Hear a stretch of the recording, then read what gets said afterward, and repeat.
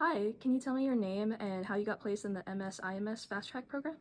Yeah, my name's Edward, and I did global business during my undergrad at UTD.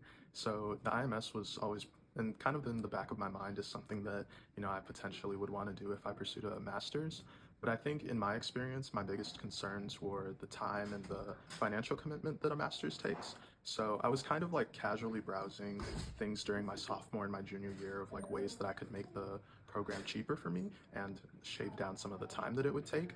And that's whenever I got that email from our program director, Zydereg, and he was mentioning the fast track program and how you could cut down on a full semester of classes and a full semester of tuition.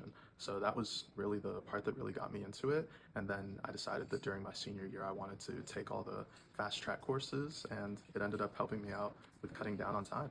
Can you tell me a little bit more about what you expect to learn in the IMS program and some of the things that you're currently learning? I think really what I'm expecting to learn the most is how to be a leader in the international management field, and not just to learn about the decisions that are being made, but to learn how to make those decisions yourself whenever you have limited information, you don't have the benefit of hindsight.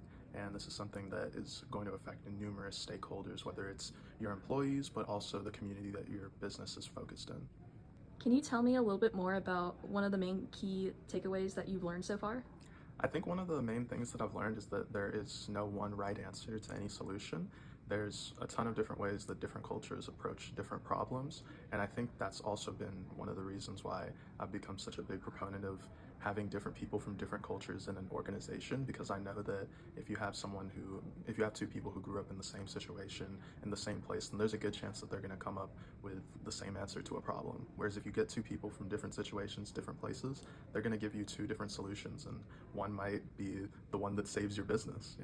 If there was a student contemplating about joining the Fast Track program, what would you say to them?